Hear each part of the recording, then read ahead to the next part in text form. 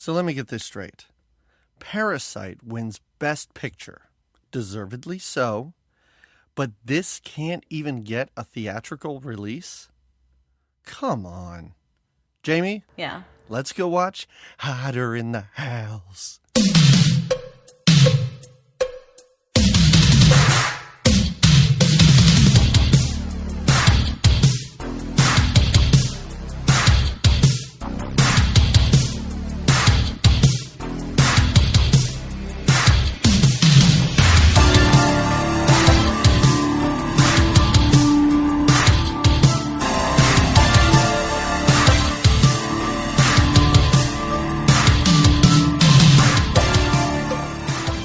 Everybody, welcome.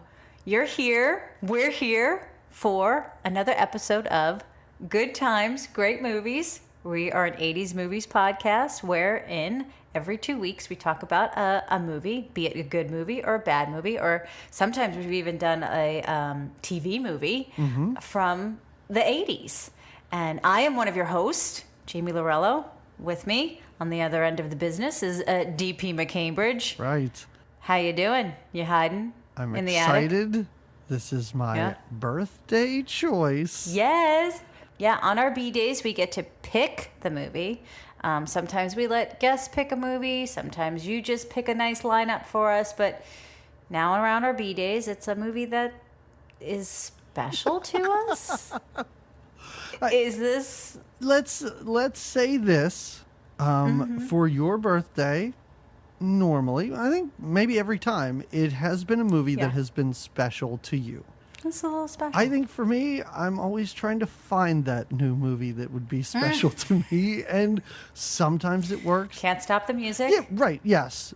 I mean, that was a lot of the times I just have the vague plot descriptions to go by, and I hear Gary Busey hides in an attic and terrorizes a family, and I'm like, okay. All right, there's a chance. There's a real chance. never saw it. Saw it. Not an old favorite. Never saw it, but strangely enough, I'm not going to say right when we started this podcast this was on my radar, but this has been on my radar for a few years now. True.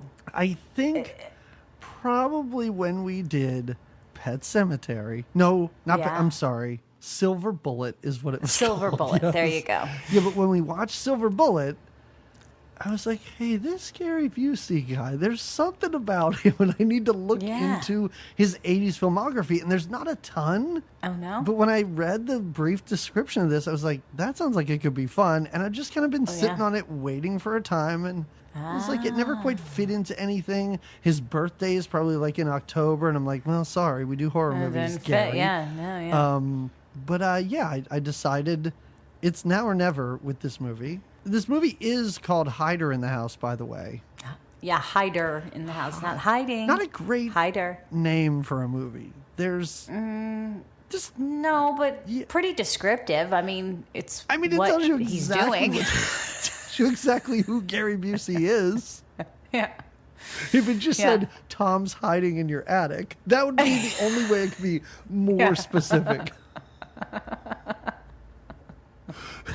But before we start, first, I do have to thank our guests. Oh, yeah. We had wonderful... We've just breezed through our summer of sequels. Or summer of sidekicks, sorry. We're never going to... We keep doing that. We keep doing that. We just need to do summer of sequels every summer, and we'll never mess all up. All the time. No, but there was a sequel or two in our summer of sidekicks. We had a Back to the Future. We had a Star Trek. Well, it wasn't a sequel. It's a... Oh, no, that's a sequel, right? That's two. No, it was the third one. Oh, it was the third one. But I think that's still a sequel. I think anything after the first one is referred to as a sequel. Okay. I could be wrong, but I think that's the way it is. I'll agree with you. Anyway, I just want to thank our guests. They were all great. It was wonderful. Very much so. But as we were talking about earlier, like it is nice to just sort of be back doing this. Just the two of us. We could sing that song if you wanted to. I don't want to. Maybe somebody will sing it during a pee break or something. I could. Yeah. But no, but it was a lot of fun, and I want to thank everybody for doing that, for coming on. If we got any new listeners, people discovered us because of that, well, thanks, and I hope you're sticking around. And welcome, But no, yeah. I think it was fun for them. It was certainly fun for us, but there is something nice about just getting back to what we do on this show.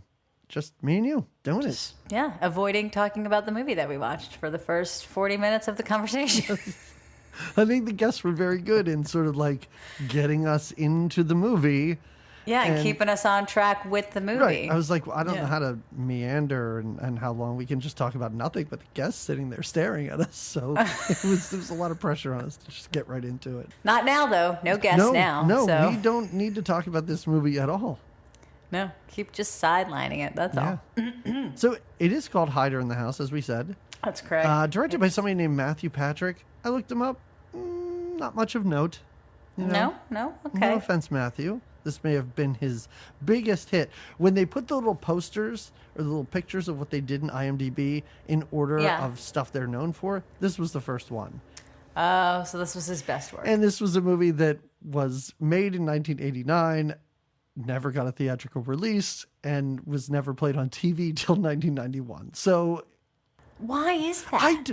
Well, it's because the company that made the movie went bankrupt.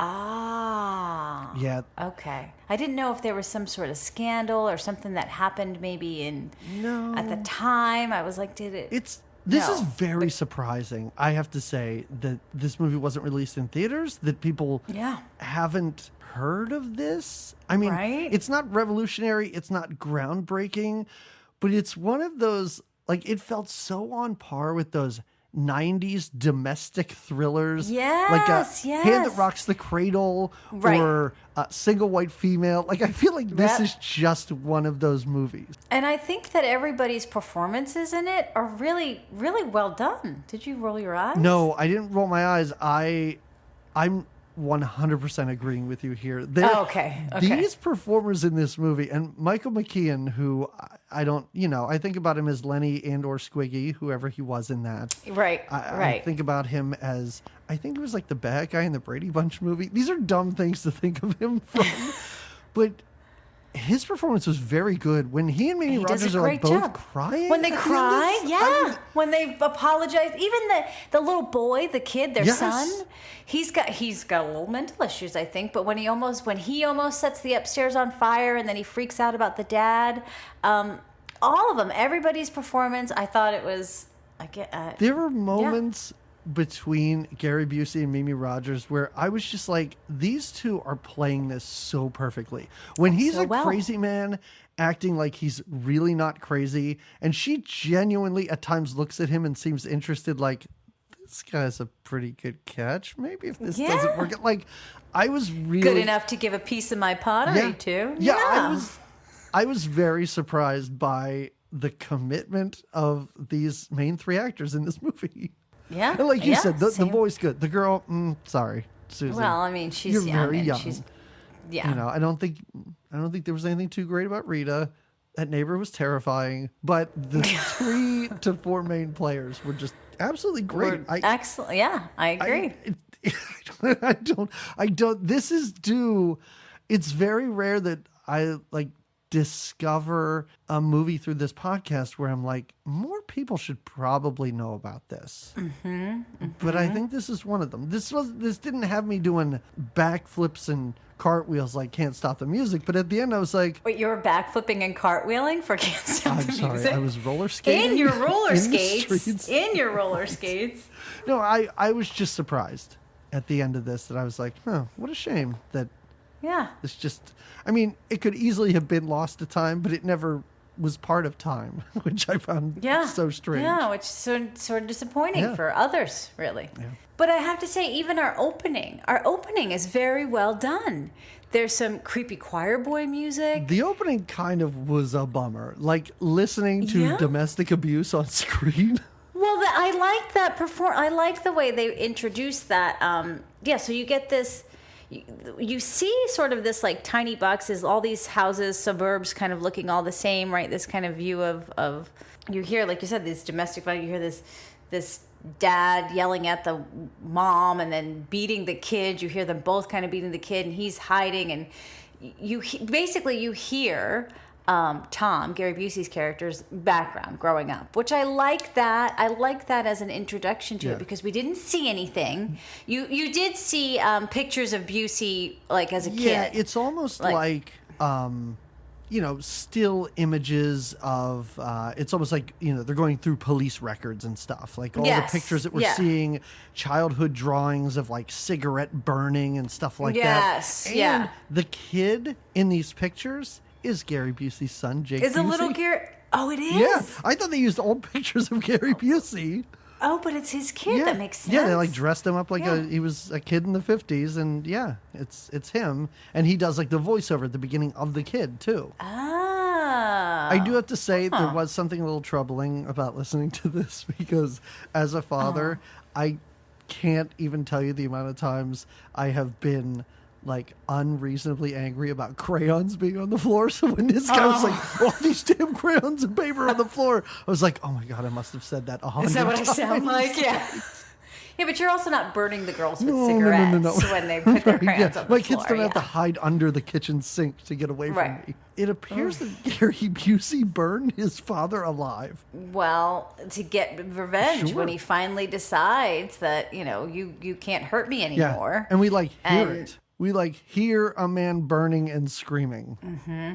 And all of it. Again, I thought I guess it was a little disturbing, but at the same time, I preferred hearing it rather than seeing the whole thing replayed or having flashbacks throughout, which was another way they could have done it. Like, we just, in a nutshell, we got all of a recap of how he is why he is the way he is. I think it's one of those things where they made the best decision, because it's one of those things where at the beginning, they're like, don't you kind of feel bad for this guy? But they don't want to remind you later about this, because they don't want you to keep liking him. So I'm glad they don't do flashbacks or any real life. Like, I don't want to see a kid Busey getting beat up by his dad. That would be pretty tasteless and awful. Yeah. There's enough awful stuff that happens in this movie. We then see grown-up Gary Busey, very twitchy, with his cigarette burned arms and stuff all over his arm, all over his bicep. Yeah, he's got all these little burn marks on his bicep, and he is living sort of at a motel. Very sketchy with the hotel. What do you call those? I'm gonna call him the hotel greaser, this guy. Okay. Because it is kind of funny, because Gary Busey does come down. He's like, do you have any mail for me? I can't even do my Gary Busey yet. I'll lean into it as we go. I feel it, yeah. And the guy's like, here's a bunch of mail for you. Also, you have to pay us or we'll throw you out. And Gary Busey grabs this guy and throws him against the wall and starts shaking him and yelling. Yeah, takes him by the neck and is choking him out. And then kind of takes a minute and gets himself together and is like, I'm sorry, I just lost a little control. There is I am so okay. This movie is also a huge indictment of our mental health system. Yes. The fact that the doctor at one point is like, I don't think we should send this guy. I don't think he's ready. Yeah, I don't think he's ready to be. And I love it. They're like, well, unless you can find a reason to make him stay, you can't make him stay. And he's like, but he's already showing some signs that he might not be ready. And he's like, well, and they don't necessarily come. I guess they're adults. They don't have to, but they don't necessarily come out and do an actual home visit to make sure he's set up where he says he is. No. He's living out of this hotel at first, but he doesn't stay there long. And then when he does have his visit with his psychologist, his follow-up, who he goes to, I think, doesn't he seek him out I think he's been, there is a weird continuity thing where when he meets him, the guy's like, so this is our last visit. And then the next time he meets him, the guy again goes, so this is our last visit. It was a little bit weird that happened. So I don't know if that was just a editing thing that they messed up with. Well, the second time he goes back, I thought it was because more like he felt like he needed it, because that's when he oh, okay. It's when he kills the exterminator, right? And he decides, I better go back and try to work on this anger management thing. When your patient, when you ask your patient if he thinks that he can make it on his own, and his response is, I'm trying the best I can. My best. Like, that is a clear red flag to be like, he's not ready. And he says his psychologist says to his upper management guy or whatever, he's like, I don't think he's still a little weak in the knees. I do like though how he's like, now we've made progress, almost like, don't fire me over this. Like, yeah. Now I've done some hard work, but but he even says, but this guy burned his family alive. And the senior doctor's like, well, if he kills again, basically he'll be back. Shit happens. Let's wait and see what happens. And the doors are always open if he wants to come back.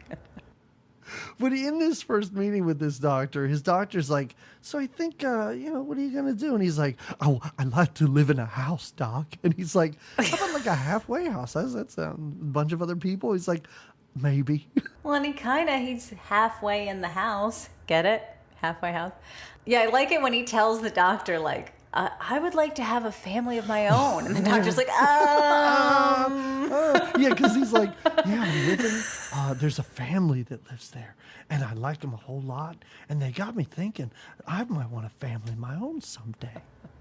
And the doctor's like, that sounds great. And he's like, I'm going to work on that. I'm like, oh no, this all sounds horrible. And I think that is literally when the doctor's like, I got to make a quick phone call. Yeah, hold on.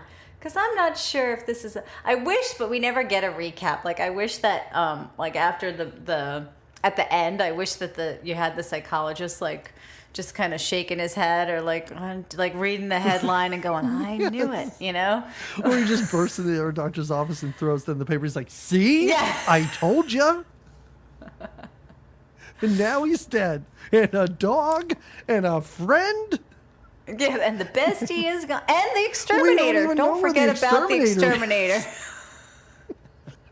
Which I love that it took the company a week to be like, oh yeah, he never showed back up. When she's on the phone, I was like, is this the exterminator's wife calling? Like, she's nothing concerned. I really love that. Yeah. He was here. He exterminated and then he left. I don't know. It was last week. Why are you just calling now? I don't know. I've never had a rat infestation. I don't know what you do. But it looked like some pretty intense work that he was doing to get the rats out of the house. Like, don't you just set up some traps normally? And he didn't even really know that rats were there. He found like a candy bar wrapper or something. And he's like, well, it can't be a human. This has to be a rat. Yeah. He jumped to conclusions. Plus, it's a movie Exterminator. Like, they're always doing weird stuff with, sprays. And, he was just blowing smoke all through their head. It was crazy. And I like it. He was like, you just got to keep the family out for 2 hours. Yep. I was like, but look what you're doing in the top of that house. Anyway. And if anything, Breaking Bad taught me that if your house is being fumigated, like, it's days and days. It's long enough where guys can just cook meth for days on end in there. Good to know you're Breaking Bad. So after this, Gary Busey's, I guess, wandering around looking for Halfway House. I'm not really sure, but he happens upon, this looked like the finished Money Pit home. Yeah, after they did all the work, yeah. Yeah, and he's really like, he just sees some workers like finishing this home, and he's like, that looks like a good spot for me. Yeah, this is going to be just perfect. Yeah. And he does. He finds a little perfect spot. It is sort of... It's genius. Is what it is. He builds a fake wall in the attic. Yeah. And then hides behind it and lives there. Before they even move in. So no one's even moved in yet. Construction was just completed, so no one's questioning the extra banging. Now, you say genius, and yes, I think that it was genius that he built the fake wall. But now, his exit and entrance into the house is not at all quiet or hidden, or like he's got to scale the side of the house and climb up to get to the upstairs window. Right. And he also to get has in and out of the leave house. his little hiding area to get to the window in the attic to get out of the house. But he does put he rivets like little pegs into the side of the house so he can just climb up the side of the house to get to the roof. Yeah, so that it makes the climb easier. I just thought it was really smart, just like building a fake wall. So when people walk up, they're like, oh. And the house is so enormous, too. Like, you have no idea how big the attic is in comparison to the floor below it. It's just a giant cavernous home, and people walk upstairs and they're like, this is a nice attic. Great. Yeah, it's just spacious. And I like it, too. I don't think other than the little girl having her little tea party up there, that it's not even like they store anything in the attic they or don't need to store anything. stuff. Plus, they just move in. Right. Which Michael McKean's like his blow up at her early in this movie about her spending time with this house. I'm like, didn't they move in yesterday? What's happening with this guy? Well, I could see he's got whatever he does for a living, and he's got these papers in this meeting that he's got to get to, and he does. They're in a much bigger house than where they were, and how are they going to afford this place? And she's just doing pottery. This podcast is making me realize some things. Like I said to you, one of my dreams in life now is to like swirl cognac in a glass.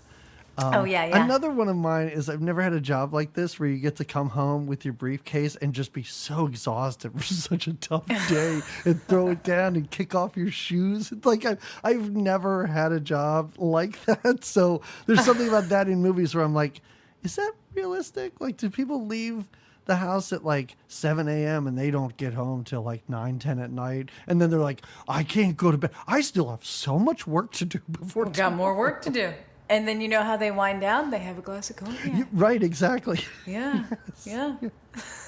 Also, does Gary Busey color pictures like he's a child upstairs? I don't know if he's coloring those pictures or if those are what he's taken with him from when he was a child. They're little kid pictures. But yeah, and there's they're just little crayons everywhere. And when he hears the family pull up, he's like, oh, I better take all my fun stuff and go back in my little hidey hole. He's got his little hidey hole. He sets up not even a sleeping bag, more like a blanket, a little bit. It's very modest, very, very hobo-esque. He does start to decorate. He does, because as we said, later on, is when the family moves in, he gets very comfortable and he goes downstairs a lot. And he's got a bunch of their picture frames that he brings upstairs with him. I wondered how no one noticed, like, oh, the family picture's missing. She does notice that the fish is different, which I think is funny. That happens later. That conversation was amazing when she's like, I think my fish is bigger. And he's like, fish get bigger. And she goes, it's also a different color. But it's a whole different fish. Yeah, it's a whole different fish. That's when he starts to get crazy. He's like, just let me in. Just come on. Just let me in. It's a little much, you know. You're going a little too strong there, Gary Busey. I think, coming on hot. Strangely enough, I think if he had played this cool, I think he may have been able to move in with this family. Yeah. I think she was kind of getting to the point where she might have been on board with this. He should have. He really ruined it when he murdered Rita. Really did. He would have somehow gotten Rita on his side. But Rita was like, you're in his robe.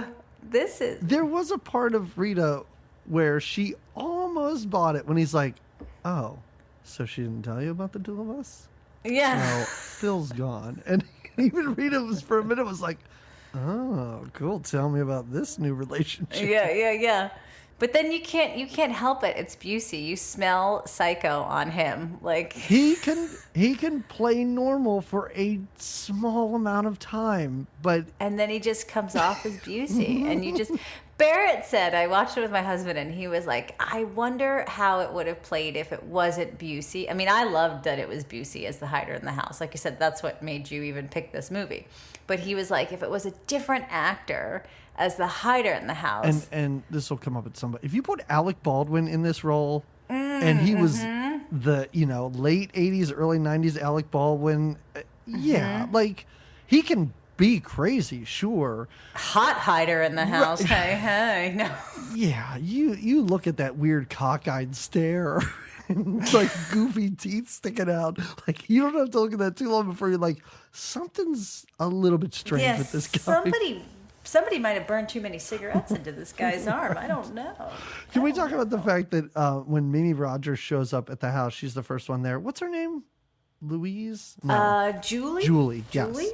Yeah. How she walks into the house and goes, hello, house. I thought that was bizarre. We are praising these performances before we started, but those are her first lines, and I was like, this is not good. This is not going to be good. Yeah, this is not a good start. Well, because, though, so this is one of those fancy houses in the 80s that have the intercom systems in them, and he has jimmied the intercom system, which is genius because it helps him throughout other parts of this movie.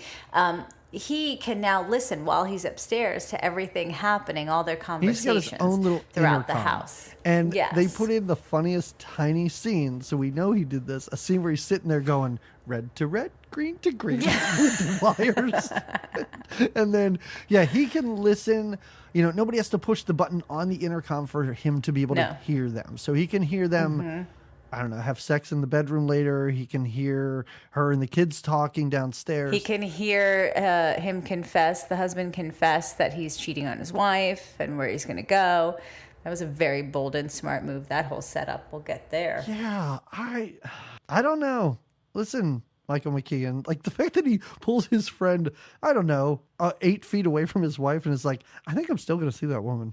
I've really been thinking about it. Well, I like again how they played it out. Like she's just been so obsessed with the house and he's so stressed at work and he keeps telling the friend, I just feel like I'm not saying that marital affairs are a good idea or cheating on your wife or husband are a good idea. But they play it in the movie. They play it in the movie like, they give you his side of things, why he would seek it, yes. But it is and weird because when he's talking to him, and I know we're jumping all around because this movie's so much fun. Because that's what we do. Yeah. We don't have a guest, so we're allowed to. We don't have a guest. Sorry, we don't stay on track. It's weird because he's like, I think I'm going to keep having an affair. But then he even blames himself at one point because he's like, she gave me her pottery and I really didn't even thank her that much for it. Like, wait, what are you saying right now? Is this your fault? Is it her fault? Is it, I don't know. Yeah, he's just, he's having a little rough patch in life. I know. And unfortunately... he's losing his spreadsheets, doesn't know what's going on. Well, we all know what happened in the spreadsheet. I know, we do. Busey got a little brave with his beer, checking things out. That's another thing. Busey at night just wandering around. They're all asleep upstairs.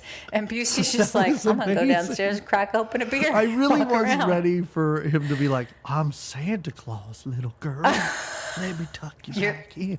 It is so I forgot ballsy. How terribly good your Busey is. It is so ballsy for him to just look at this little girl and smile like a maniac and then back down the stairs into the darkness. Yeah. Creepy Busey. Creepy. And I also love, because it is a very parental thing that Mimi Rogers does when the girl's like, I saw a man in the house. And she's like, what? Do you just want to sleep with me? It really is. I have literally had conversations very similar to that with my kids where they're like, I had the most terrifying dream and I thought I saw something. And I'm like, get in bed. Good night. Yeah, good night. Just sleep. Right. Just let me keep sleeping. So we meet, she gets to the house. We meet what is this what seems like this perfect little family about to move into this house. A boy and a girl, a husband and a wife. What Busey is originally overhearing. Named Rudolph for some reason. Rudolph the dog. Rudolph the dog. I know. I was like, are they calling him Rudolph? Yeah. But they are. Perfect little family. And Busey is sort of like, oh, this is the life I wish I freaking had. When they're all like, good night, Mom. Good night, Dad. He tucks himself into bed. Good night, Mom.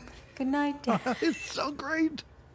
Goodbye, hun. Goodbye, hun. The amount of times he says that is really, really great. Also, when he gets in his house, I thought this was kind of funny. I guess the builders just left a tiny model of the home there that she takes upstairs. And also, I don't know, did he whittle those tiny little wooden people? I want to say it was his. Yeah, he whittled these little wooden people. You just see him sanding their heads and putting them in. And he puts them all in the house and he's in the house, but then he takes the husband and he's like, and Phil. And he puts him outside or on the roof or something like that. Yeah. It's really great. Yeah. And I like how big his wooden figure is. Tom or Busey as the wooden figure is this huge. He is a hulking wooden figure because he puts himself in the kitchen. I'm like, well, he's way bigger than the door. I don't think he did these to scale at all. Not at all. The dog's kind of on to him early on. The fact that nobody appears to ever close the door to the attic bothered me. This dog comes up whenever it wants. The dog wanders up, sniffs around, and is instantly like you said, on to Busey. And Busey is like, no, we can't have this. So he sprays the dog with something. Spray paint or something? I mean, it wasn't spray paint because I did kind of want him to spray the dog with red spray paint and the kids being like, Rudolph, what did you do? What'd you get Rudolph, with your nose so bright. This is when we're kind of not really introduced to a new character from a distance, but at night, the husband, Phil, he's got so much work to do. And Julie is like, all right, I guess we're not having sex right now. I'll go out to their the schedules pool. are off. Right, yeah. Because she wants to try to have sex later. He tries to have sex. And she's like, well, now I'm not in the mood. Yeah. But yeah, she goes out to the pool. The way he reacts to that gift. Oh, yeah. It's an appropriate reaction to off. something that looks like your children made. Yeah. It's like, it's nice. Yeah. Oh, you made this. Or our kids didn't. You made this. Okay. So she goes out to the pool, decides to do a little skinny dipping, and Busey's watching. You know, he's a bit of a creep, but he also notices that the neighbor's creeping as well. He doesn't like this at all. This is not, Busey is not a fan. And this is when at night, like you said, she gives him the gifts, and she gives him, I don't know, she's throwing she's throwing clay pots. Like, she's such a housewife who has nothing to do with her time in this movie. Yes. So her hobby is making pottery. And it really is funny because she's like, I got you a housewarming present. And Phil opens it up and he's like, oh, look, a pot. And immediately he's like, so the exterminators come tomorrow, right? Yeah. It really is thanks for this piece of crap. What else is happening around And he kind of here? even puts it on the side like, oh, yeah, puts his glasses on it like, okay. Yeah. So what time does the exterminator get here? But yeah, then he's trying to make, sexy moves and she's not having it. Yeah. This is a real quick scene where he's listening to all of this on his little, listening device. And this is where we see him eating beans out of a can on like a giant hunting knife. And this is when we do see the dog. Yeah, we see that he kind of like drags the dog into his little lair. We hear like a little yip, and then he's got to go get some cookies and milk or beer or whatever he gets downstairs. And he goes downstairs and makes himself cozy. So after he's murdered the family dog, he goes downstairs into the family home while they're all asleep and fixes himself a snack. Has a beer, goes into the dad's office, spills his beer on what we find out later is Phil's important documents for work. I do like how he spills the beer on the important documents and is like, well, this beer all over the place is evidence of me being here. Let me just take these papers with me. Yeah, I'll just take them with me. And then they'll be gone. Yeah. And I love it that later Phil's like, my bag and my stuff was in there, and like accuses her of taking them. And she's like, what the heck would I do with them? He even says something weird like, now I know that kids wouldn't touch my stuff. Yeah.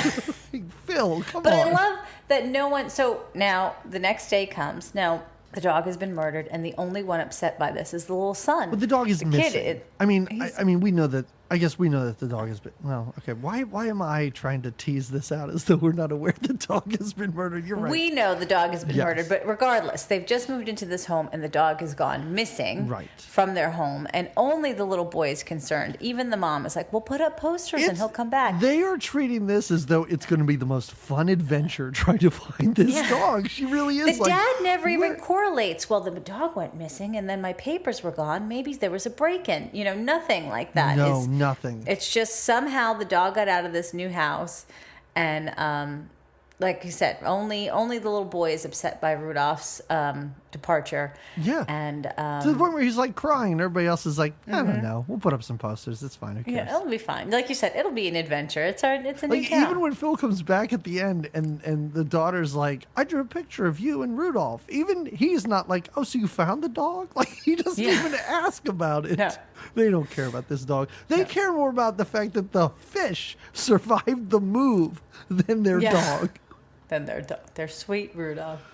But Rudolph's gone. The little boy finds out, but they got to get ready for school, right? Isn't this when school is coming? The little boy is upset. Of course, he misses his old friends, his old town, that whole thing. As you would. And this is when the exterminator shows up. Yes. And as we said, he goes upstairs and thinks they have rats and has to like get his stuff, get his gear, and really spray and everything. Now, this is when we meet the creepiest neighbor that anyone could ever have. The smile on this guy's face is like a wax figure. It's menacing and terrifying. And he's a single guy. He doesn't mention a wife or kids. He brings over a rhubarb pie, but really creepy the way he announces it's a rhubarb pie. It's pie. It's rhubarb. I made it. And just the fact that he says to her, he's like, this is a nice house, right? And she's trying to get these kids in the car, and she's like, yeah, she's like, it's the first day of school. I gotta go. Oh, and when he tells like, the little girl, when he says the little girl, like, I wish I was in kindergarten. It would be great if I was there with you. I'm like, no.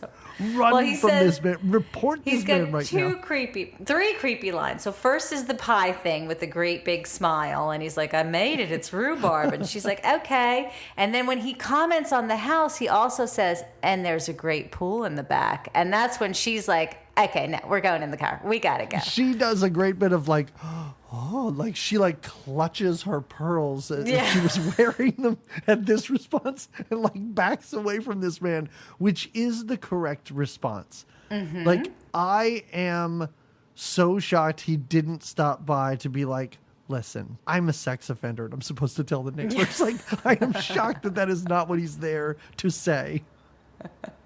Well, yeah, because again, then he tells the little girl, I wish I was in kindergarten with you. It's not good, and I'm so surprised. I'm so creeped out. Creeped out by him. He plays whatever character, whatever they told him to do, I think he's doing a great job of it. I agree. But again, not that he's the hero at the end of this, but the fact that... That's who they go to for help? This is where the fact that there's not a scene of Mimi Rogers being like, listen, if anything ever goes wrong, don't go to that house. Go to the one on the other side. Right. Call your friends. Find someone else, right? Yeah, no. She probably did say, go find Tom. And they're like, we don't know what to do since Tom's involved. Yeah, because it's Tom.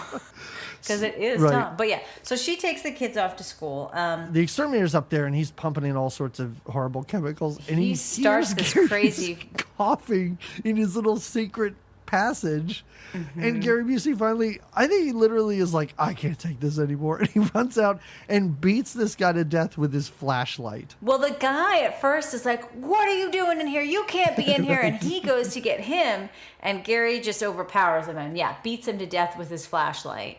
And then when he's done, he's like, oh no, oh no, oh no. It really is.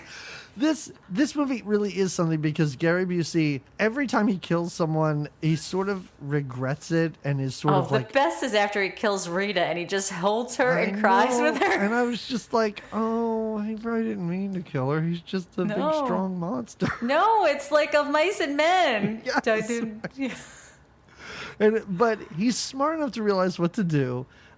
We see him disguised as the exterminator, leaving in the van, and this is when I was like, oh yeah, he's been like in an institution his whole life. He probably never learned how to drive. Never drove, yeah. He is swerving into traffic, and he drives like a lunatic. And the creepy neighbor sees this. Yes. But the creepy neighbor does say, oh, yeah, I saw your exterminator leave. He was drunk as a skunk when he left. Because that's what he was like. He was like a man driving. But he drives the car and he goes back to the doctor. And I think this is why he had his last visit, but then he goes back for another, quote, last visit, because he needs help. He's gone off the edge. He's already killed someone, and it's only been a short amount of time that he's gone. But in reality, he's killed. Like you said, that he does feel bad after the killings. He didn't seem to feel bad after he killed the dog, because, like we said, he went and kind of had some snack in their house. Right. But he's anybody that's going to possibly interfere with his ability to carry this thing out, this hiding in the house forever, potentially. Is got to go. Right. So the dog had to go because he was sniffing him out, and now the exterminator, who was essentially going to sniff him out. And like we said, the doctor talks to a different doctor about how maybe this guy's not ready to be released. And the other doctor's like, I don't know, red tape, bureaucracy, can't do anything about it, buddy. Got to keep him in, right. And this is when the line, do you feel like you're ready to be on your own? I'm trying as hard as I can. It's great. He says it twice in the most desperate way possible. And the doctor's like, all right, I think we're good here. Okay. No, it really is, like you said, it's representative of healthcare yes, to this day. Is. Like, it's not even just in the 80s, it's like now too. Like, the doctor's trying to help him out and trying to rehabilitate him appropriately, and they're like, well, yeah, no, you just got to watch him fall, and we'll catch him after. Yeah, this is probably what destroyed this doctor's like hope in society. Like this doctor after this was probably jaded for the rest of his life. Yeah, he's like, I tried or never cared about a patient ever again. I just got a bad feeling, and now he's being told not to listen to his instincts and just let the patient keep. Yeah. Yeah. Can we go to school for a minute? Because I found this to be hilarious. Let's get this there. The little bullying that happens at school. The bullies that are talking about flaming dog shit prank like they're about to rob a bank. These kids are talking about this like, so here's what we're going to do, guys. I'm going to fill the bag with dog shit. Then Sammy here, he's going to light it on fire. Now, Mickey, you're looking out. Okay, you're making sure nobody's coming. Right. Like, it is wild, this conversation. Yeah. And her son, or the son from this, comes up and he's like, "You guys talking about flaming dog poo?" And the kid's like, "It's fucking shit, you asshole." Yeah, and he's like, "And who? Did somebody teach you how to interrupt? Why are you interrupting? Why are you interrupting our scheme here?" And so now he's the new kid that now gets picked on. Also, the bully's name is Bernard. Come on. Oh, Bernard. You could make fun of that kid's name. Yeah. You can't be a bully with that name. No. Oh, Bernard. During this or after this, we cut to her on her little clay spinny wheel or whatever you call them. Oh, yeah. When he's looking in the window behind her, his face is like pressed out. And I'm like, she could turn around at any moment and see He's so obvious sometimes, and she's not aware. Yep. She is just not aware. She feels very safe until... Even she hears, I think their first night, she hears a little thump of him. And like there is a large man hanging out in your attic, and he is not quiet. He's singing to himself. He's repeating what they're saying verbatim. Yeah. Later in this movie, he's pacing around in Phil's robe, having fake conversations with her. And I'm like, are you rehearsing? And she hears none of it. No. But she does here and there, like in the beginning. And Phil dismisses it and is like, "It's a big house. You're bound to hear some creaks and noises, you know."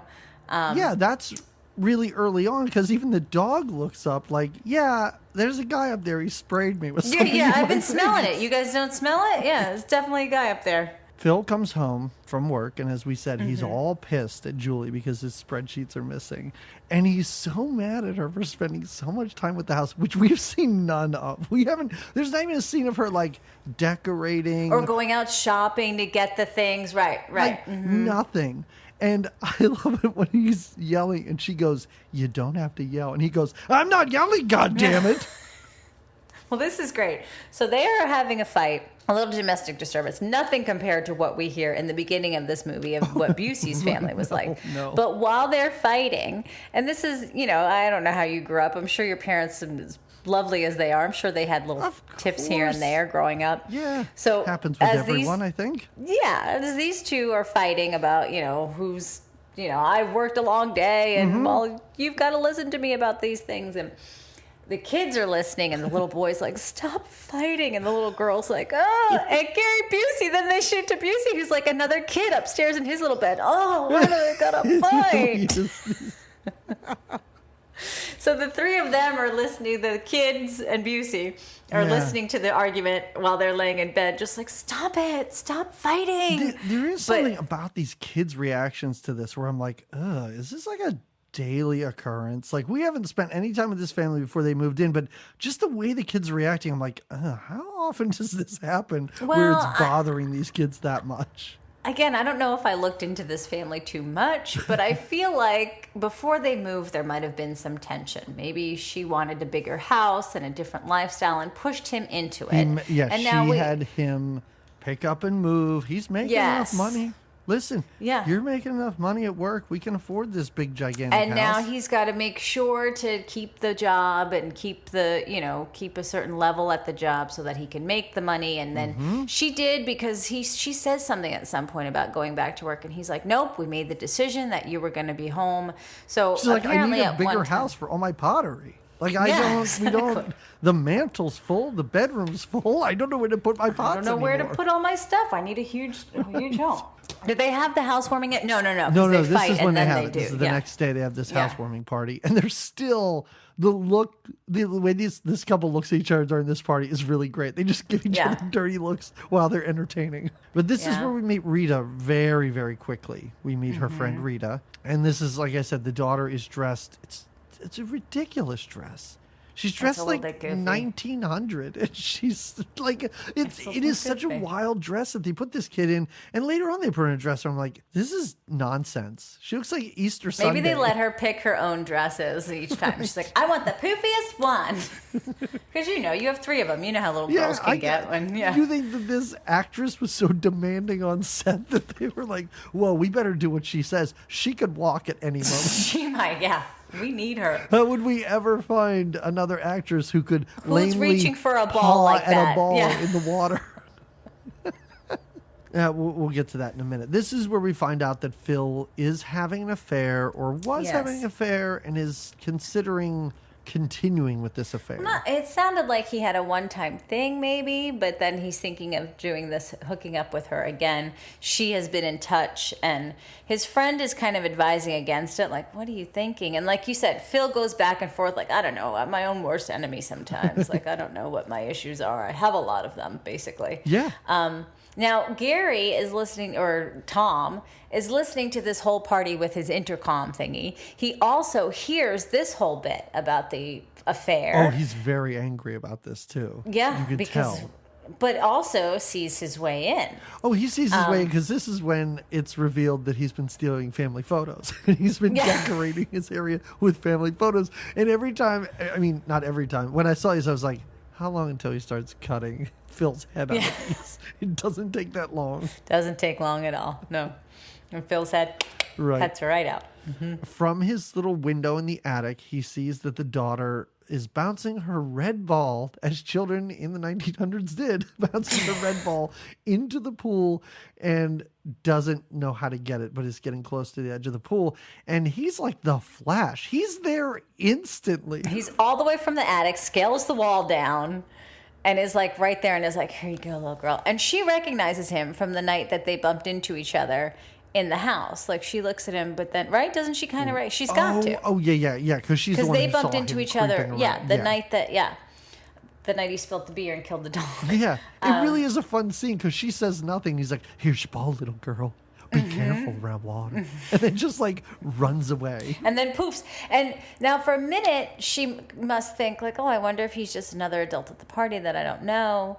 But again, I don't know. This little girl says basically nothing in this movie. They don't really she give doesn't have her a whole lot of No. lines or anything. She does say she drew a picture. That's the only thing she says. Yeah.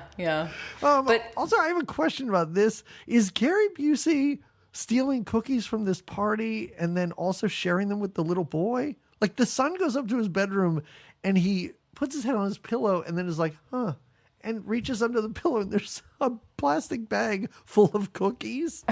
And then we go to Gary Busey up in the attic and he's like, dude, just eating these cookies. Well, what would you do? That's what he did. He kind of crashed it. Where do you think he gets half of his snacks? Even the canned food. I bet he'd get it from his pantry. But it's just such a weird thing for him to be like, you know who would like these cookies? That little boy whose house I live in. Well, he's trying to find a way to make it nice in the family, right? What's his in? He has a lot of good inroads with this family. He's very smart. He does work really well, I think. So he creeps out, but then saves the little girl and gets her ball back and saves her from falling in the water. Not only does he deliver them cookies, but when does he? We're not there yet when he saves them from the bully, right? No, not yet, because this is when they decide to start their day. And the moment they walk out the door, the moment the door closes, Gary Busey comes out from another door and he's wearing a suit jacket and he's just imitating Phil and stuff that Phil just said and everything.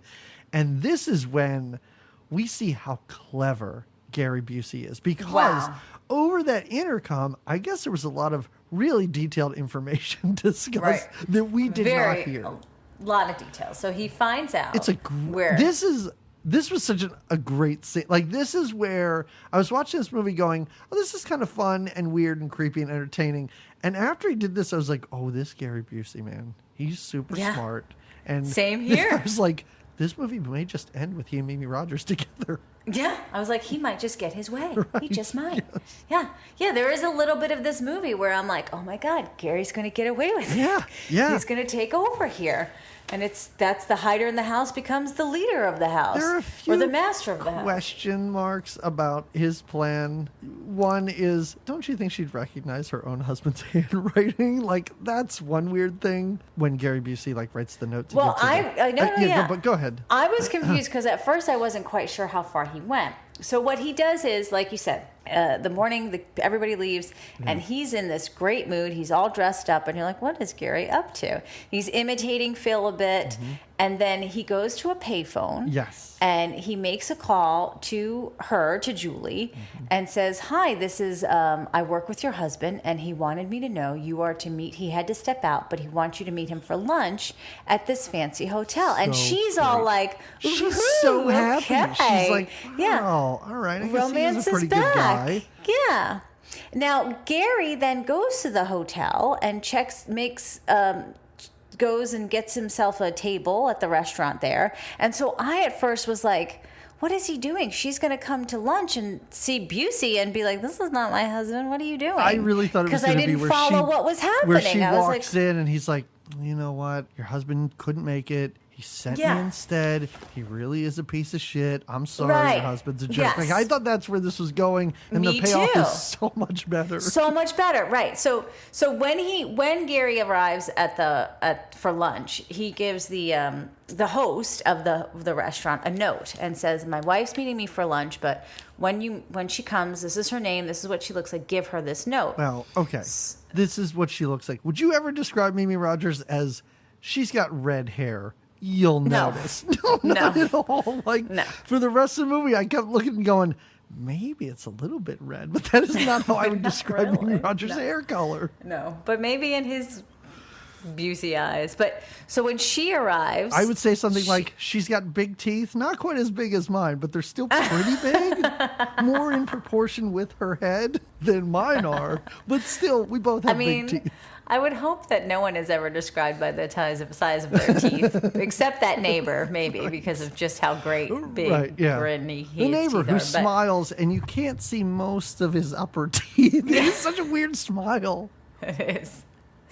I don't know if those are his real teeth or like implant. I don't know. But anyway, when Julie arrives, she gets the note, and the note says, I left a key for you. I'm in this hotel room. And again, where did Gary get all this information? IDK, he listens really carefully. Oh. But and now Julie's really excited. She's like, woo-hoo-hoo, we're going to meet in the hotel room. The romance is back. This is going to be so sweet. And so she gets, and this too, I was like, how did he know what room he was in? And how did he get the front desk to agree to give another woman a key? Like, this was a lot of movie planning on Gary Busey's part. It's all nonsense, because I don't think Phil was talking to his friend being like, listen, here's we go to room 178. Yeah. We go here. You want to know the room number? I'll tell you the room number. Yeah, you want to know the exact time we do this? I'll tell you right now.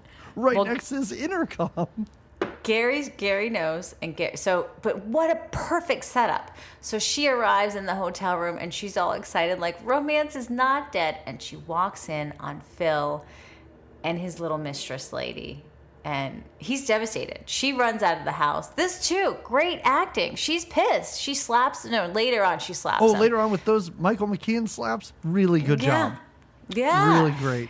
But she runs home. He follows her home, and he's like, I'm so sorry. Because even when he said he was going to do it, when he confessed to his friend, he knew it was kind of wrong. It was just like, and now he's caught, and he feels really bad. Yes. And she's like, you have to leave. She's packing his bags. She's like, you're out of here, bub.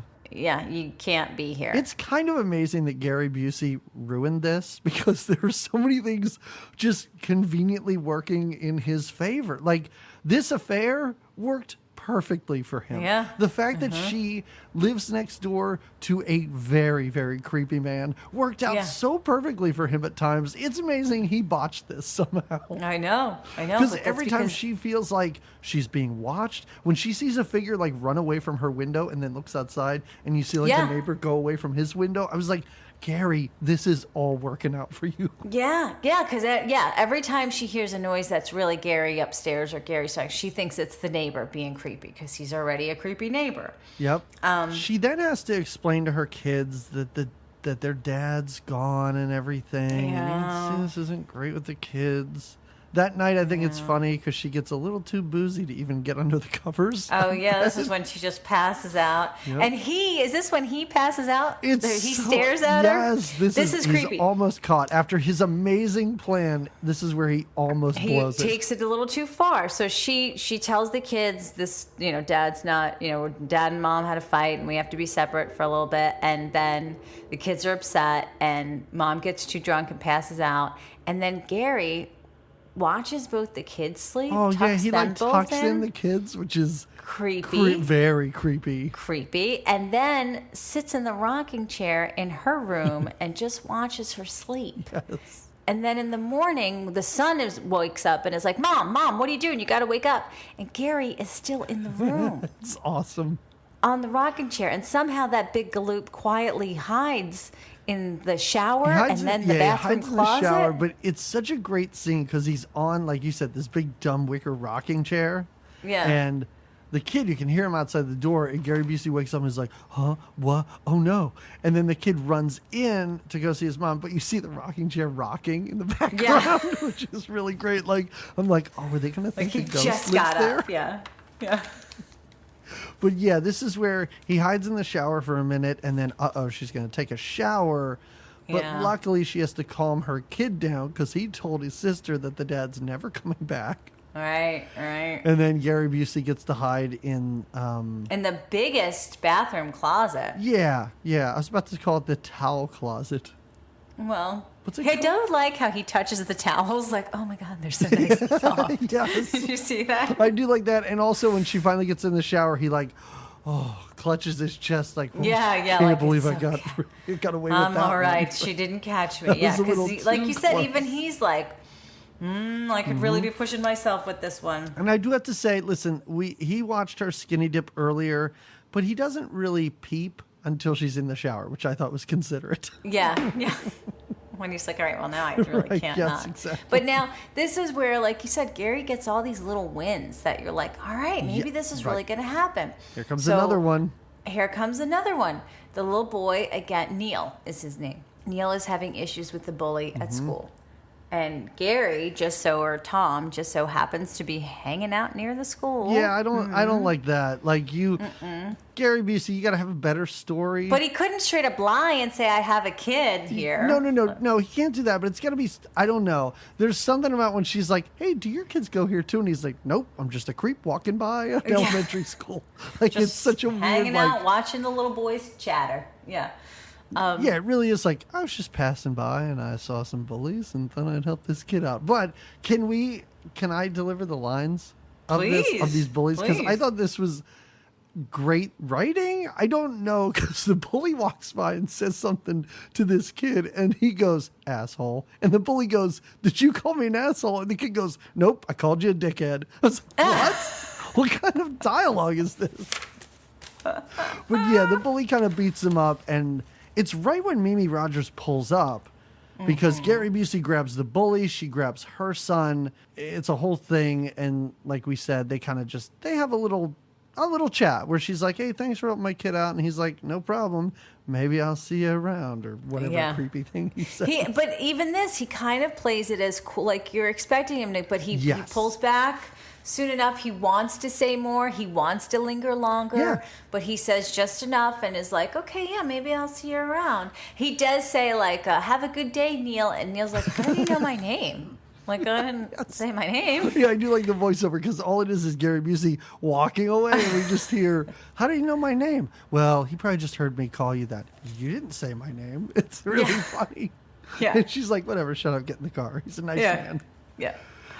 But this is so great now because we immediately cut to that night. He's in the attic writing a note. Oh, and it is like what he's writing is some of the funniest stuff when he's like, it was nice to meet you and protect your kid from police.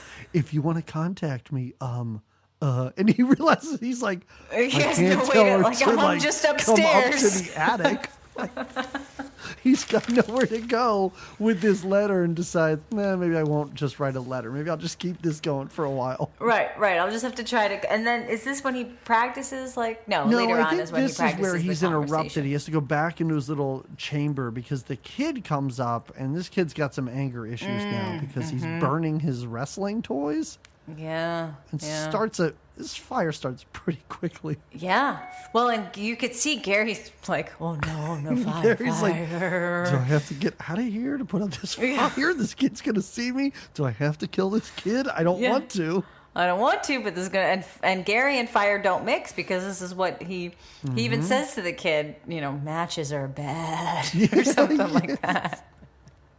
The kid kind of starts a fire upstairs. The mom is putting the daughter to bed and is smells, something burning and runs upstairs and kind of freaks out on Neil. And Neil in turn freaks out on her. Again, kid does a lovely performance, but it shows a little bit of crazy in his own way because he gets super angry and super frustrated and is like, I wasn't just burning my toys, I was burning him because I thought it was Dad and Dad hates us and this whole, trauma thing. Yeah. I mean, we find out later, but I did this kid's like, well, why doesn't he at least call us? And I'm like, good point, kid. Hey, Phil, call your kids. No, it's because Busey's erasing all the messages. Right. I love it because Busey, she gets flower here. Phil sends flowers to her, and we see the flower arrangement later. Busey's got it upstairs. He just keeps it in his phone. It is really great. And his robe. He's wearing his robe and taking when he's just wandering around in Phil's robe in the middle of the day, reading a magazine or whatever he's doing. It's well, he's really making himself at home in this place. The neighbor comes over and he's got he's got shorts and a windbreaker on. It's not a good Phillies. Is it Phillies? Well, he's always into sports. It's a big doesn't even Phillies say windbreaker. It's so weird. Also at this point, Tom showed up. Gary Busey showed up to be like, hey, I was just passing by and I know you. No, I'm sorry. The kid invited him in because Mimi Rogers gets home with the neighbor. And then Gary Busey shows up and sees his neighbor is not happy about this. But the kid's like, hey, look who I ran into. Probably hanging around outside the elementary school again. I invited him to our house. That's cool. But Mimi Rogers is kind of happy he's here because this neighbor is very creepy. Yeah. And this is where, like you said, he does say to the kid, matches are dangerous things. Okay, you don't need to deliver that line that way, Gary Busey. Yeah. She decides to put away groceries, and these two creeps just leer at her. Or just watching her. And then the neighbor decides, I'm going to make my move now.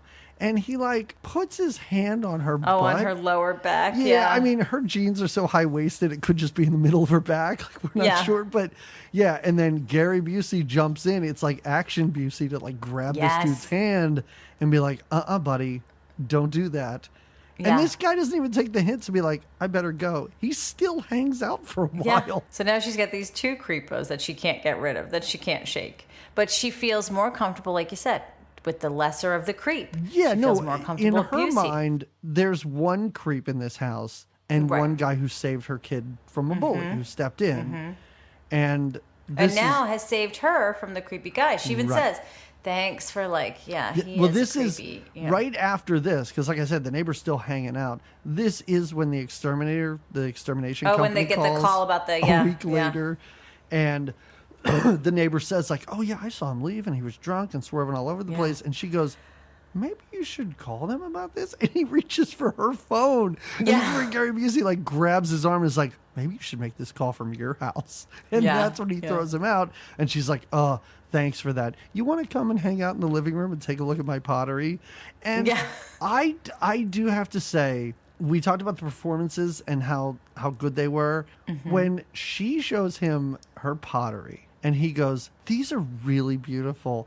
The look on her face, just how happy and satisfied she is. It really is that moment. I was like, she is kind of into this weirdo right now. Yeah. This is, again, Gary's got a bunch of wins under his belt now. And mind you, she has just been cheated on by her husband and is not necessarily out looking, but she needs some other validation. And Gary is swinging home running it. So he compliments her pottery. She is grateful for that. She even invites him over. She's like, hey, maybe on the weekend you can come by, barbecue with your family. And she gives him one of the pieces. Oh, yeah. This is for you. Yeah, a little. And then creepily, he gives. Thank you for the tiny bowl. And then he gives her, he's got this creepy rabbit's foot, good luck rabbit's foot. Yeah. And he's like, I've had this since I was a little kid. It's like the only thing from my childhood. I want you to have it. And she's like, I don't think I could take that. He's like, I want you to have it. And so she takes it because, I mean, at this point you can't say no, right? No. But this is when her good friend and possible buzzkill, Rita, stops by. I was going to say, Rita's first on Team Busey for a little bit. Oh, my God. Yeah. Because she comes in and kind of breaks this whole thing up with her presence. And Busey's like, I better go. And she's like, I'll walk you out and everything. And he's like, really? Okay, this is great. Nobody's ever walked me out of a place before. Yeah. And really, like, she comes back and Rita's kind of like, who is that hunk of a man? Not like, who is that awkward, twitchy weirdo that I just saw with you? No, Rita's like, that guy, woo, man. I want some of that Busey. And Rita's even like, Phil is just a jerk, and if he cheated on you, you could certainly have your own fun. What's the big deal? There is a scene later where Phil, when he sees she and Gary Busey together, I did like his reaction, like, listen, I don't know what happened here while I was gone, but now I'm back. And I'm like, okay, Phil, you know what? That's a step in the right direction. Yeah, it's when they walk past each other on the walkway, and I think Phil is like, what is this, like a tit for tat thing? Yeah, what are you doing with this guy? Yeah, because later on when he sees them together, like, she's basically a prisoner at that point. He sees them on the couch together. He's like, I think that's that guy I saw walking out of the house that one day. Yeah, what is happening? What? It's really great. Rita and her, in their bonding, they go to the yard to do some gardening. Just doing some gardening. And just this little, again, their yard is mostly a pool, but this little area where I guess you could plant some flowers. It's a flower patch big enough to put a dog. Right, yeah.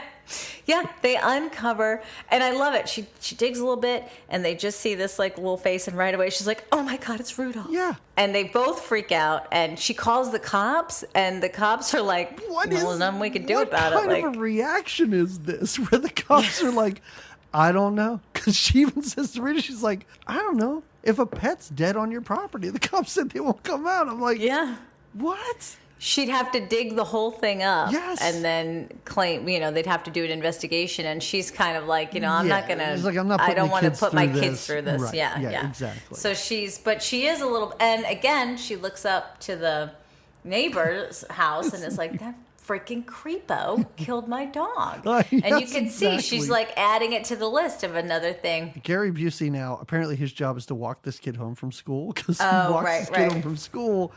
And this is when Gary Busey pushes the envelope a little bit too much. With the fighting. Yeah. I liked his fight training or his fight technique. It's very Mr. Miyagi, where he's like, you pull the kid's hair, you slam him to the ground, and then you kick him in the face with your shoe. And that's a little bit too much for her at this point. And she's like, hey, Gary Busey, maybe you should head out. He's like, all right. Bye, I'll see you later. I'm not into the way you're teaching him. And he's like, I'm sorry. I might have went too far. It's just, He's still winning at this point. Like, even that apology seems okay for her. And she's just honest with him, and, So now, it's the next day. This is a pretty big one. This is where it gets a little bit weird. He does, like, paw through her underwear drawer for a while. Well, they go out of town. Her and the kids are going to see Grandma. Yes. Sweet potato pie and visiting Grandma. So it's clear they're going out of town, her and the kids. Again, Phil has been, as far as we know right now, MIA. Oh, yeah, no, he hasn't been around for a while. Gary's just enjoying the house, pawing through her panty drawer, wearing Gary's robe, laying on their bed. He's having fun. It's what I do when I house sit for people. Just, I hope no one I've ever house sat is listening to this right now. Because now they know your routine.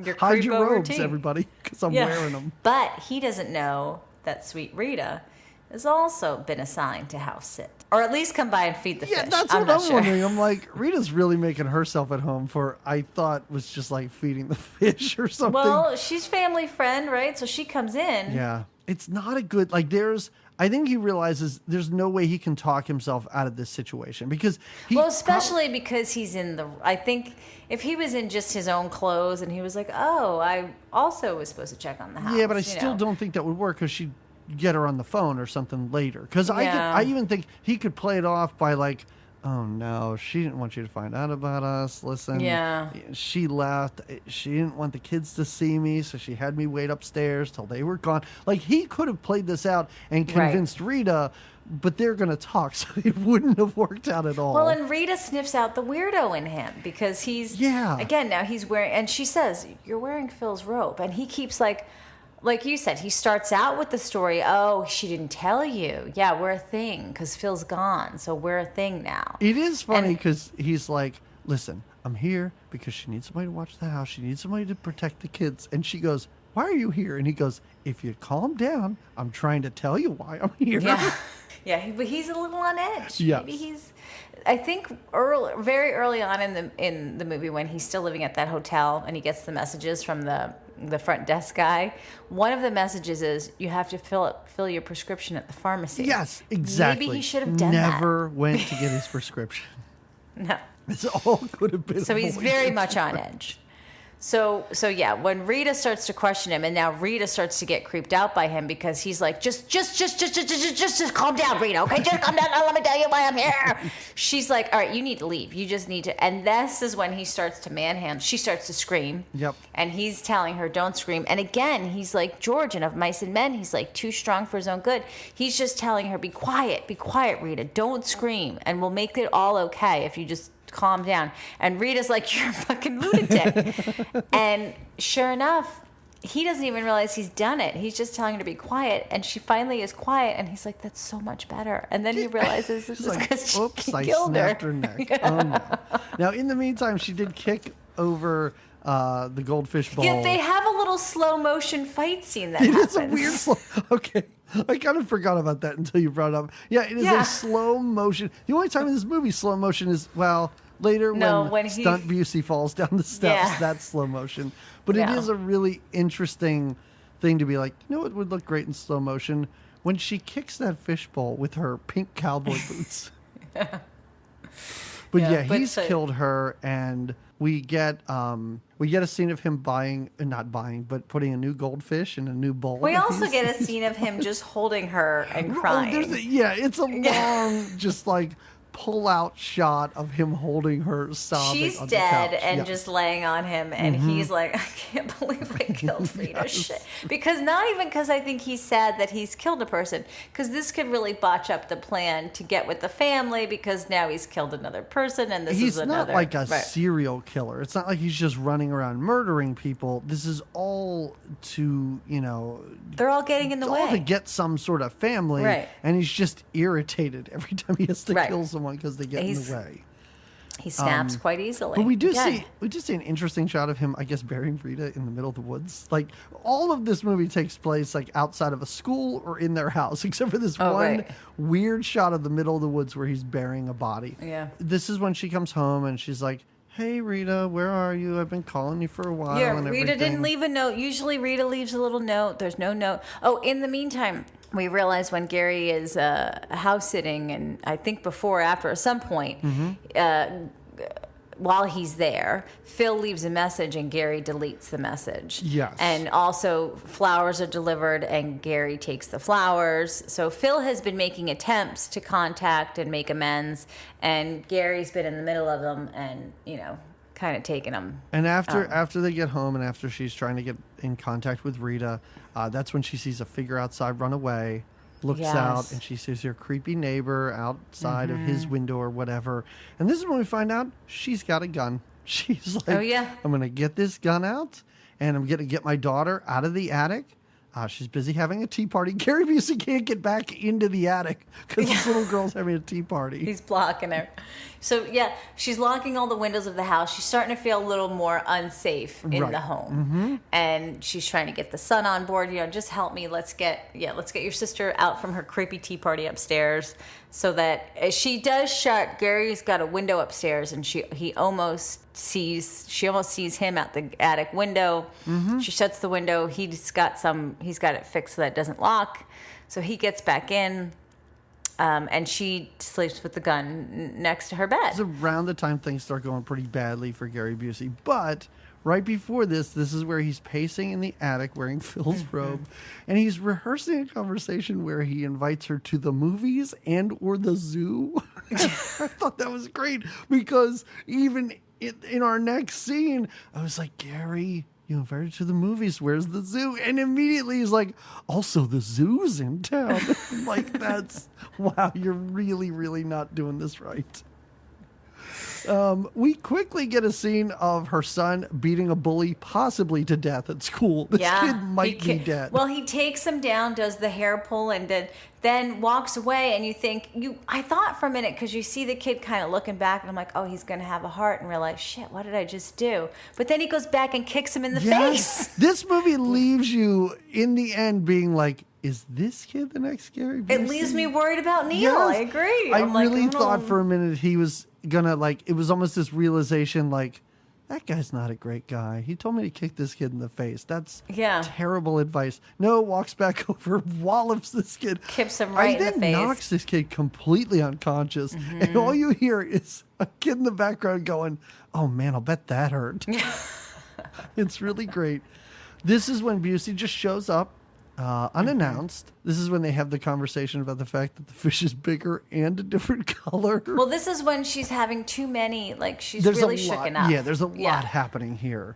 Yeah, and she's really not, I don't even think she knows yet that her son's beaten somebody up at school, but she's just a little shaken. I don't know what else has happened, but regardless. It's a lot that's happened, you know. It's all the things, she hasn't heard from her husband since he left. Right. And she's got this creepy neighbor that she's not sure is killing her dog. Her best friend hasn't gotten back to her. She slept with a gun next to her last night. Things are not going well for Mimi Rogers at this point. And this is really where she's like, I can't take in a movie this evening. And I'm not in the mode. Big guns and pulls that circus invite. And like, but the circus is in town. I think you should go. And this is when, Gary, give it some time. Give her a week or two. It'll be fine. But he's like, I really want to come in and have some coffee. And while she's like rebuffing his advances, I think he's just growling. All I hear is like,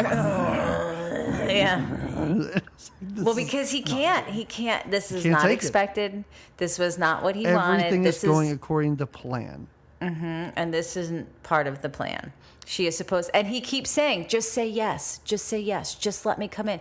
And she's very firm with him. No, I'm not, I can't. This is not a good time. You need to go.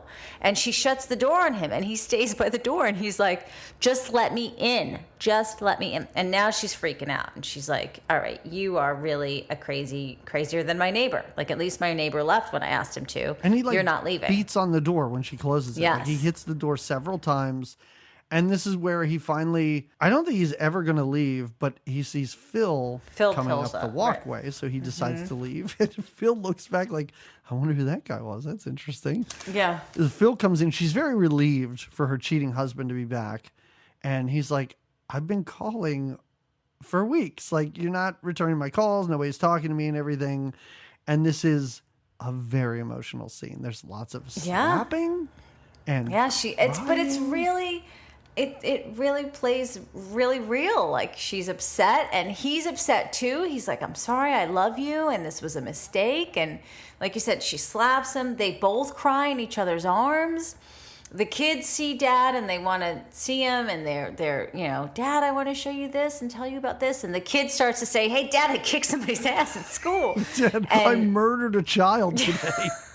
You would have been got this great advice from a local lunatic. Right. And the mom is like, give Dad and I need some time. We have to have makeup sex. I'm very distraught and maybe horny. I'm not sure. But it really does, like, and the way we describe this, and if you didn't see this, it's on Amazon Prime. So now that we're almost done with the movie, guys, it's on Amazon Prime for free. Go check it out. It takes a while to get to that point. And I thought that was really great, because in a lot of movies, it really would be like slap, slap, mad, and then we're going to have angry makeup sex. But it takes a while to get there. And they have like a real conversation, and there's tears on both sides. Each other.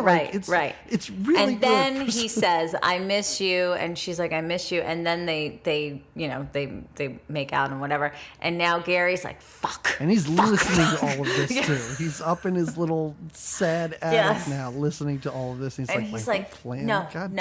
He's not supposed to come back. She's not supposed to take him back. This was not anything. The wooden thing is gone. I can't bring it back in. My little wooden figurine. I love how after they have sex, like he opens the door to leave, and the kids are like standing there, like. Well, I thought it was a little creepy. I was like, "Didn't you want to wait till he maybe drop the kids off at school or bring them?" No, it's been a while, and the kids just stood outside the door, listened, and because the moment he opens the door, the kids are like, "So you staying now?" And they almost raise their eyebrows. He's like, "Yeah, who wants to come get my stuff with me?" Yeah, and I'm like, I knew that Gary was upstairs, and I'm like, no, you can't leave Mom alone in the house because the little boy's like, "Well, I want to go with you, Dad," and she's like, "Well, I want to go too." So now he's gonna take the kids with him to pick up his stuff, and now they're gonna leave Julie alone in the house. I did expect the kids to be like, "Where are we going?" He's like, "I don't know, some floozy I've been staying with. I'm just going to get my clothes." No, she says earlier he's staying at a friend, so I'm assuming it's the friends that.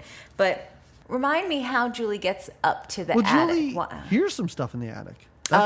She finally, all the times that she's heard stuff in the attic, she finally decides to act on this. There's no distractions. There's no kids. There's nobody else there. She can. I know what that's like. When there's nobody here, I can hear things I've never heard before. Yeah, and then you're like, wait a minute. Yeah. And she goes up, and he has not properly closed the door to his hidden lair. Well, he's disheveled. Wanders into this and sees everything. She sees her family pictures with her husband's head cut out. She sees Rita's bag. And the pottery that she gave him. I think he also stole another piece of pottery or two. I think there's other. Yeah, but that's when she's like, "Oh my!" Yep. But she plays really well. I said this on previous podcasts, and I think I came off in the camp of like, maybe you should let people rape you, and I didn't want that to be the case. But she's playing this the way that in a movie you should play this. Play along with this maniac for as long as you can. And also, we talked about how long it takes him to get to makeup sex and how realistic that was. She plays along with him for a very long time. In any movie, it would be like, oh, and then turn around and run. For this, she finds, like, the things that she's saying where he's like, I saved your daughter from drowning and I taught your son how to fight. And the fact that she's like, yeah, you could have been their father. If you had told me you were doing all of this, like, I had no idea you were intervening in our life. Like, if I had known this, it could have been you instead of Phil. Like, I love that she goes that far into this. She does. I know. But it's like she knows the level. Well, I'm sure as she's up there and it sinks in, like, oh my God, this dude has not only been like interjecting himself in my family, he's been living in the attic. And he's also killed my home. At least Rita. Yeah, I'm sure it's... and the dog. She knows that Rita and the dog is gone. She's not yet pieced together that it's the exterminator, Nobody cares about the exterminator by this point. Nobody cares about that guy. But guy. She says, and I had to write this line down, she goes, I didn't know I had a choice between you and Phil. Yes. Had I known, I would have chosen you. Yeah. And I was like, wow, that's really great. And she keeps saying, it's really great. And she keeps saying to him, like, you understand, right? You understand that I didn't know? Yeah. Like, if I knew, you understand. And he's like, okay, all right, then let's make this right. Yeah. And he's still, because he grabs her kind of aggressively when he brings her downstairs. And yeah, because she's like, let's you just mean go downstairs. Let's just figure this out. Let's go downstairs. It's fine. And so he agrees to bring her downstairs. And then this is when she does lose her cool a bit, which I don't blame her, because she's still playing along and she feels like, who's this guy? What is he doing here? And she's like, just take the kids and leave. Just take the kids and leave. Right, because Phil shows up with the kids. Right. And Phil's like, what is happening here? This is an odd situation to walk into. And she loses her cool when Phil approaches him and she goes, no, Phil, get away. He's crazy. And that's when like full maniac Busey, who I've been waiting for this whole movie, comes out and he like beats up Phil. He slaps her. stares at the kids, and then they just kind of run away. Yeah, they run, and then they go to the crazy neighbor's house, creepy neighbor's house. Yes. But now this fight ensues between... He takes her back up to like his weird attic lair for some reason. He's gonna light her on fire. He puts crazy. He like dumps kerosene all over her and is going to like waving a lantern in front of her. I'm like, what is And he happening? says, you shouldn't have lied to me. You shouldn't have lied to me. You shouldn't. Yeah. And now Michael McKean has enough strength to, stop him from killing her. And then she's able to escape. And Gary Busey's like basically beating him to death with a fire poker. And there are some gross, like when he's like some gross squishy stab sounds when he's like getting him in the stomach. But Julie, she's got that gun and she shoots him. Yeah. And he falls down the steps. Yep. Great ending. Oh, wait, no, it's not over. Cause he's not. There's a final, and this was even like, I know he just tried to light her on fire, and that's terrible. But when he's like, I'm going to shoot myself in the head next to your head and kill us both. Yeah. It's really awesome. Yeah, he grabs her face and he says, I think he tells her again, you shouldn't have lied to me. Yeah. And he puts the gun to his head and they're head to head. And she's like, ah. And now the police are there because the creepy neighbor came in handy. Yes. And the police shoot Gary in the back, and now it's finally all over. I do like it. The police are there, and it's the hugest, most rectangular body bag I've ever seen for Busey's body that they take him out in. And Phil is put into a little, he's just strapped on, and he's the kids, he's getting like wheeled out of the house, and the kids are like, Daddy, and he's like, I'm okay, guys, like I'm okay, but he's all like bandaged up and everything. He's all bloody. He's in a neck brace. Even his hands are covered in blood somehow. He's like wrapped up like a mummy, and they're wheeling him out. He's like, I'll be fine, kids, don't worry about it. I love you guys. I'm home now. It's all good. And it really is like it's a final shot of the exterior of the house, fade to black, done. That's it. Hide her in the house. Hide her in the house. I really enjoyed this. I have to say, it was a birthday pick, and there were times when this started where I was like, I don't know if I'm going to enjoy this. I really liked this movie. I thought it was fun. I agree. I'm so glad you did, because for a birthday pick, you want it to be like a present. You want it to be worth your birthday. And it was very. It's not in line with, but none of I can't say that all of your birthday picks line up. Like you said, mine are always some sort of childhood favorite. Sure. But yours are all over the board. But this was a great pick. I think I really do. This movie needs to be discovered or reappraised, or something needs to happen, because I feel like more people need to see this movie. I said it before, it's not a masterpiece, but just the fact that I've never heard of this before seems to be some sort of weird oversight in the history of movies. And we watched some terrible 80s movies, some really bad acting, some really terrible scripts, and like you said, it's not like amazing cinema. It's not like award-winning, but everybody does a good job. Yes. Everything moves really well. There's some stuff that you're like, really? He's like scaling the house wall to like get it. Like, how do they not know? Hide her in the But it's just well, and like you said, it fits with the late 80s, early 90s. Yeah, like I said, even the Cape Fear remake has like feels like this. And I'll just do my recommendation. My recommendation is one of those movies. It's Malice from 1993. Ooh. Yeah, with who is in that? Bill Pullman and Nicole Kidman are a married couple, and they take in, and I brought him up earlier, they take in super sexy Alec Baldwin, who's like an old college friend of Bill Pullman's, and they're like, hey, we're renovating this enormous house that's way too big for the two of us childless people. Why don't you stay with us? And of course, Alec Baldwin like creepily gets into Nicole Kidman. Also, there's a weird, not like subplot, because it fits into it, where Bill Pullman is like a dean at the college or something, but then he's accused of being a serial rapist on campus. But it's one of these like twisty like movie that is silly when you really think about it, but takes itself way too seriously. It fits into this mold of like, this shouldn't be taken this seriously, but it's a satisfying movie. I haven't seen it in years and years and years, but I do remember really liking it. And I should probably watch it again at some point. But that would be my recommendation. Because it would be your all right. Yeah. Yeah. I haven't seen this one in a while, but again, it was very in line with this movie. It was 2002, I think.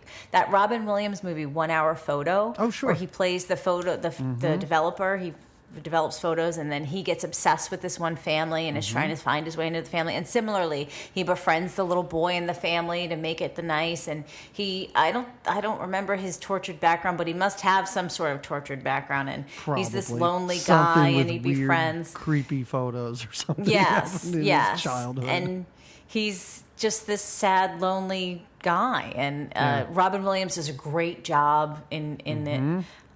So yeah, that's my recommendation. This is also, I talked about how, it's a shame this movie never was released in theaters because the company that made it went out of business and everything like that. Yeah. Also, right after this movie, it's when Gary Busey had his infamous motorcycle crash, which really messed him up and kind of sent him down the path of not very prestigious roles and just being an infamous lunatic after this movie. So I feel like this is probably that sort of line in the sand. Yeah. Where he was winning Academy Awards for being in the Buddy Holly story. Well, similarly to the way Tom went down, he just made too many wrong choices and pushed him over the edge. Yeah. So no, people should see this. Find this movie. Yeah. If it sounds Hide interesting. her in the house. Yeah. I hope you already watched it and we didn't ruin it for you. But anyway. Right. Anyway, everybody, again, thank you so much for listening. Yeah. We appreciate it. As we said before, go to our website. We're on Patreon. We have a Patreon. We have bonus episodes. We will have a horror bonus episode soon enough, October 1st. And I think I said last time, right around Jamie, the corner. I did not do the right adding and planning ahead. And I realized we do have 3 episodes in October. So with the bonus, it's 4 horror movies we get to talk about. I can't wait. I'm excited. I know.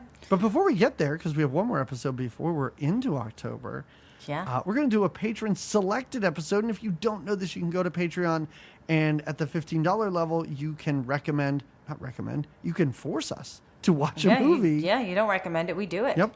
You can force us to watch a movie every year. And this is from Laura.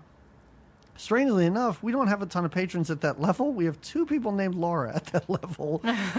This is not the Laura that we had on who had us watch Spellbinder with her. This is the other Laura. I don't like to use people's last names because I don't know if they want me to. But we are going to, Jamie, we may have covered a movie over the past 7 years with the Disney label attached to it, but I don't think we've covered a Disney animated film proper. So this is our first one that we're going to do. Thank you, Laura. What? Oh. I said thank you. Yes, thank you. We are going to talk about The Black Cauldron.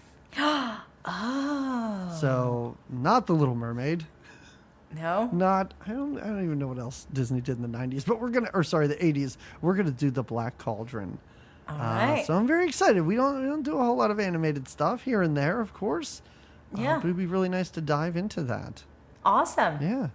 Yeah, coming up next. Yeah, so we will talk to you all again in 2 weeks when we talk about The Black Cauldron. As usual, go to iTunes, wherever you get the podcast, leave us a rating, leave us a review, and I would suggest maybe watching The Black Cauldron in advance of our next episode. There you go. All right, everybody, see you again in 2 weeks. Until then, have a great 2 weeks. Bye. Goodbye. I don't know why I went so fast there at the end. You just want to wrap it up. Bye-bye.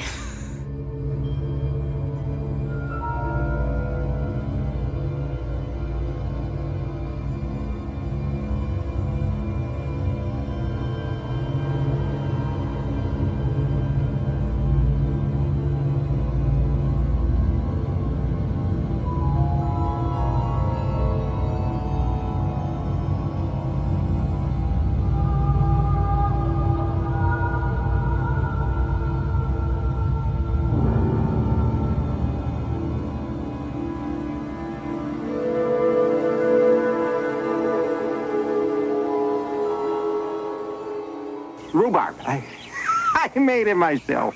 Were you going to ask where he goes to the bathroom? Yeah, where does he? He's got that little space up there. Question. But I mean, I understand. Listen, you can number one off that roof if you want to. That's fine. Sure.